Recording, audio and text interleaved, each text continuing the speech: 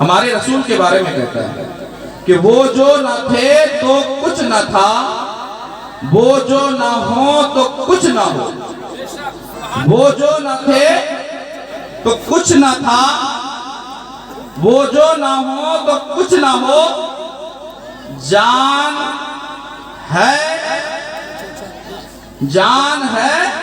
تو جہان ہے نا؟ وہ جو نہ تھے تو کچھ نہ تھا، وہ جو نہ ہو تو کچھ نہ ہو، جان ہے وہ جہان کی، جان ہے تو جہان ہے۔ سبحان اللہ۔ اور اپنے موضوع کی روشنی میں ایک شعر کہتا ہوں جو ہر عاشق رسول کی زبان پر ہونا چاہیے کہ انہیں جانا انہیں مانا، انہیں جانا انہیں مانا، نہ رکھا غیر سے کام۔ انہیں جانا انہیں مانا، نہ رکھا غیر سے کام۔ للہ الحمد میں دنیا سے مسلمان گیا، للہ الحمد میں دنیا سے مسلمان گیا۔ یہ جلسہ سجایا گیا ہے مجاہد ملت کے نام سے۔ مجاہد ملت کو ہم نے تو نہیں دیکھا، یا ہم سے تھوڑے سے اوپر بینچ والے لوگوں نے بھی نہیں دیکھا، لیکن ہمارے داداؤں نے، بڑے دادا نے، یہ ہمارے چچا کچھ ہوں گے ان میں سے، اپنے ماتھے کی نگاہوں سے دیکھا ہے مجاہد ملت۔ اور یہ وہ سرزمین ہے جس سرزمین پر مجاہد ملت کے قدم پڑے ہیں، اس زمین نے مجاہد ملت کے قدم کو چوما ہے۔ آج اسی کی برکت ہے کہ ہم یہاں بیٹھے ہوئے۔ یہ مجاہد ملت کے قدم کی برکت۔ صحیح کہہ رہا ہوں نا؟ مجاہد ملت یہاں آئے تھے اور یہاں ایک کرامت بھی دکھا کر جو مشہور ہے، پہلے اسی کو بتا دو پھر اپنی باتوں پر آؤں گا۔ مجاہد ملت کی یہاں ایک کرامت بہت مشہور ہے۔ جب مجاہد ملت یہاں حاضر ہوئے تھے تو مسجد بڑی کچی پکی تھی اور یہاں ندی قریب میں ہے۔ ندی کا سیلاب ہر سال آ کر مسجد کو خستہ حال بنا دیتا۔ کچھ لوگوں نے درخواست کیا، حضور یہ ندی تو آئے دن آگے بڑھتی جا رہی ہے، ہمیں اندیشہ ہے کہ کچھ دنوں کے بعد یہ ندی یہاں تک پہنچ جائے گی، ذرا کچھ ارشاد فرما دیں، کچھ دعا فرما دیں۔ اور مجاہد ملت نے لب کشائی فرمائی۔ مجاہد ملت کی نگاہ ندی کی طرف اٹھی اور یہ کہا کہ اے ندی تو جہاں ہے وہیں تک ٹھہر جا۔ جو بات کل مجاہد ملت نے کہی تھی وہ بات آج تک ثابت ہے، ندی وہی کیوں ہے۔ نعرہ تکبیر، نعرہ رسالت، کرامت مجاہد ملت، نعرہ تکبیر۔ یہ مجاہد ملت کی یہی کی کرامت میں پہلے بیان کر دیا ہے۔ پیارے مسلمان، اللہ تبارک و تعالی نے ہر دور میں اس دور کے حساب سے شخصیت کو بھیجا۔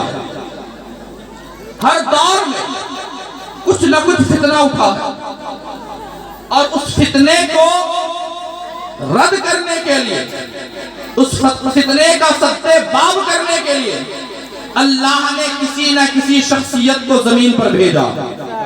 میں آپ لوگوں کو تھوڑی دور سے لانا چاہتا ہوں۔ جب زمین پر نمرود کا دبدبہ بڑھا تو اللہ نے ابراہیم خلیل اللہ کو بھیجا۔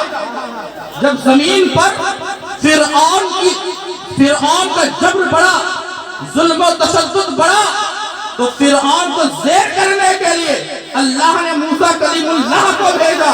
اور جب زمین پر عرب کے مشرکوں کا زور بڑھا تو اللہ نے عرب کی زمین پر ہمارے نبی کو بھیجا، اور نبی آتے ہی عرب کی زمین کو لال لزال۔ یہ ہمارے نبی کا سلطہ۔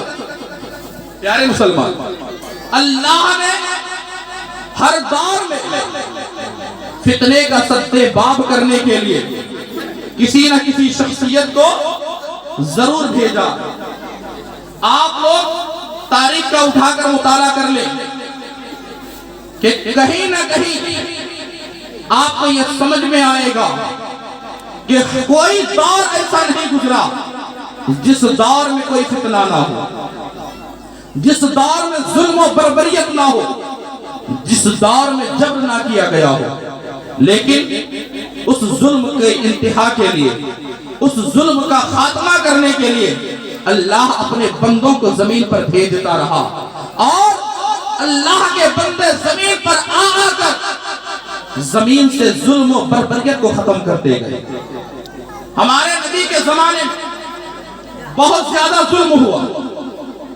ہمارے نبی نے جب اسلام کی تعلیم کے لیے، اسلام کی نشر و اشاعت کے لیے عرب کی زمینوں کا دورہ کیا، طائف گئے تو نبی پر پتھر بھی برسائے گئے۔ ہمارے نبی نے اسلام کی خاطر اپنے سروں پر، پیروں پر پتھر کا زخم بھی برداشت کیا۔ یہ ایسا ظلم تھا جو بیان نہیں کر سکے گا کوئی عاشق رسول۔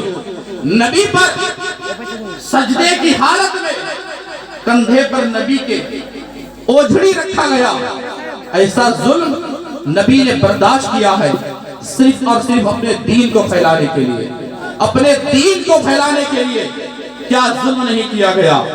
جس زمین میں ہمارے نبی پیدا ہوئے تھے، مکہ کی سرزمین پر اتنا ظلم بڑھ گیا کہ اللہ کی جانب سے حکم آیا کہ اے میرے محبوب، اب مکے سے نکل جاؤ اور مدینہ ہجرت کر جاؤ۔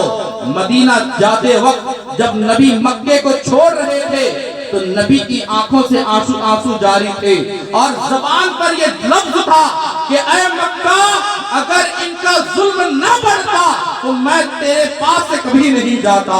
نبی مکہ چھوڑ کر مدینہ آئے، لیکن اس کا صلہ کیا ہوا کہ اللہ نے نبی کو اس کا صلہ یہ دیا کہ نبی جب مکہ سے چلے تھے تو حضرت ابوبکر تھے اور ان کے غلام تھے، یعنی صرف 4 لوگوں کا سفر تھا۔ جب مکے سے مدینہ آئے تھے تو 4 لوگوں کے ساتھ میں آئے تھے۔ پھر وہی نبی جب مدینہ سے مکہ فتح کرنے کے لیے گئے تھے، مکے کو فتح کرنے کے لیے گئے تھے، تو اس کتابوں میں آتا ہے نبی تنہا نہیں تھے بلکہ نبی کے پیچھے 1 لاکھ صحابہ کرام کی جماعت، 1 لاکھ صحابہ کرام کی جماعت تھی۔ جب فتح مکہ کتنے دن میں ہوا تھا؟ نبی ہجرت کیے، ہجرت کے بعد 8 سال میں فتح مکہ ہوا۔ 8ویں ہجری میں 8 سال میں اللہ نے اتنی طاقت دی اسلام کو کہ جب نبی مکہ سے چلے تھے 4 لوگ تھے، لیکن 8 سال کے بعد اسلام اتنا پھیلا کہ پھر دوبارہ نبی مکے میں جا رہے تو لاکھوں کی تعداد کے ساتھ میں جا رہے۔ یہ اللہ تبارک و تعالی ہر زمانے میں ظلم و بربریت کو ختم کرنے کے لیے کسی نہ کسی ذات کو بھیجتا۔ مکے کی سرزمین پر کیا ظلم نہیں ہوتا؟ چھوٹی چھوٹی بچیوں کو زندہ درگور کیا جاتا۔ اگر کسی کے گھر میں لڑکی پیدا ہو جائے تو منحوس سمجھا جاتا تھا، اور اس لڑکی کو زمین میں زندہ دفن کرنا فخر سمجھا جاتا، یعنی اپنے آپ کو فخر جتاتے تھے کہ ہم نے ایک بچی کو زمین میں زندہ درگور کر دیا۔ عرب کا یہ حال تھا، بیوہ سے کوئی شادی کرنا نہیں چاہتا۔ اگر کسی کا شوہر مر جائے یا کسی کا شوہر طلاق دے دے تو اس عورت سے لوگ دوری اختیار کر لیتے تھے۔ اگر کسی کا باپ مر گیا، کوئی بچہ یتیم ہو گیا، تو اس یتیم پر ایسا ظلم ہوتا تھا کہ اس کے جائیداد پر قبضہ کر لیا جاتا تھا۔ ایسے ایسے ظلم تھے، حد تو یہ تھا کہ جس خانہ کعبہ کو اللہ کا گھر کہا جاتا ہے، اس خانہ کعبہ میں 360 بتوں کو رکھ کر پوجا کیا جاتا۔ یہ بہت بڑا ظلم تھا۔ اس ظلم کو ختم کرنے کے لیے اللہ نے ربیع الاول کی 12ویں تاریخ کو ہمارے نبی کو مکہ میں بھیجا۔ کسی شاعر نے کیا ہی خوب کہا تھا نا کہ جہاں تاریخ تھا ظلمت قدا تھا، سخت کالا تھا۔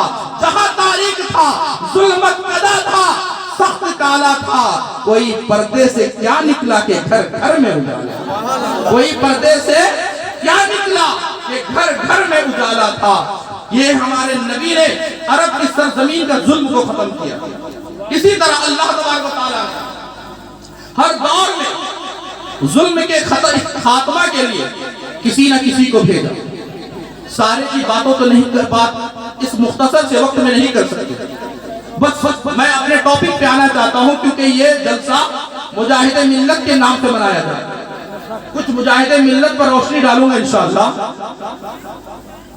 اللہ تبارک و تعالیٰ جب یزید کا ظلم بڑھا، یزید جب بادشاہ بنا تو اس نے جبر کے ذریعے ڈرا کر خلافت حاصل کرنا چاہا.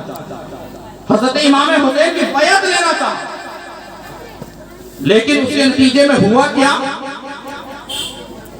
امام حسین نے اس ظلم کا جواب دینے کے لیے کربلا پہنچا. اس ظلم کا کیوں؟ یزید یہ بھی تو کلمہ پڑھتا تھا، یزید بھی تو مسلمان کہلاتا تھا اور صحابی کا بیٹا تھا.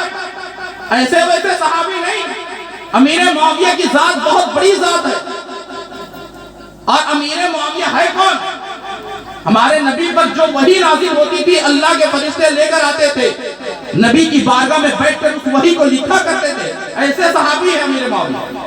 اور امیر معاویہ رشتے میں نبی کے سالے لگے. حضرت امیر معاویہ ان کا بیٹا تھا یزید، لیکن اس کی طبیعت میں یہ ظلم و بربریت چھایا ہوا تھا. یزید ظالم تھا، جابر تھا، گنہگار تھا، لیکن اس کے ظلم کو ختم کرنے کے لیے تنے تنہا امام حسین کھڑے ہوئے. بہت سے صحابہ اس وقت موجود تھے اور مسلمان موجود تھے، لیکن امام حسین ہی کربلا کیوں گئے؟ امام حسین ہی کربلا کیوں گئے؟ اور بھی تو صحابہ تھے. حضرت عبداللہ ابن عمر بھی تھے، صدیق اکبر کے بیٹے عبد الرحمن بھی تھے، دیگر صحابہ کے بیٹے موجود تھے، لیکن امام حسین ہی کربلا کیوں گئے؟ ایک سوال پیدا ہے. تو پیارے مسلمانوں، جب ذہن کو آپ دوڑائیں گے تو میں نے جو جملہ کہا ہے کہ ہر دور میں اٹھتے ہیں یزیدی فتنے اور ہر دور میں شبیر ہر دور میں اٹھتے ہیں یزیدی فتنے اور ہر دور میں شبیر جنم لیتے ہیں. تو امام حسین نے یہ بیڑا اٹھایا کہ شریعت میرے نانا کے گھر کی ہے، میرے نانا کے دین ہے. میرے نانا کے دین پر اگر کوئی حملہ کرنا چاہے گا تو علی کا شہر کبھی خاموش نہیں. نعرے تکبیر، نعرے رسالت، شاہ غوث، بستی بستی کریا کریا، بستی بستی کریا کریا، نعرے تکبیر. امام حسین نے کربلا میں اپنے سر کو کٹایا. وہاں پر جیت بظاہر تو یزید کے لشکر کی ہوئی تھی، لیکن آج تک کیا یزید کا نام باقی ہے؟ نہیں. جس کا نام باقی ہے جیت اسی کی ہوئی. آج تک امام حسین کا نام باقی ہے. حالانکہ کربلا میں تو حسین نے تو گردن کٹائی تھی، اپنے خاندان کو لٹایا تھا، لیکن اتنے ظلم کے باوجود آج تک امام حسین کا نام زندہ کیوں ہے؟ اس لیے کہ امام حسین نے دین کی خاطر، نبی کی شریعت کی خاطر اپنی گردن کو کٹایا، اپنی گردن کو کٹایا. اور قرآن کی آیت بتاتی ہے وَلَا تَقُولُوا لِمَنْ يُقْتَلُ فِي سَبِيلِ اللَّهِ أَمْوَاتٌ. جو اللہ کے راستے میں شہید کر دیے گئے انہیں مردہ مت کہو بل احیاء، بلکہ وہ زندہ ہے. تو امام حسین نے کربلا میں دین کی خاطر، نبی کی شریعت کی خاطر اپنی جان کی قربانی دی تھی. آج بھی امام حسین کا نام زندہ ہے اور صبح قیامت تک زندہ رہے.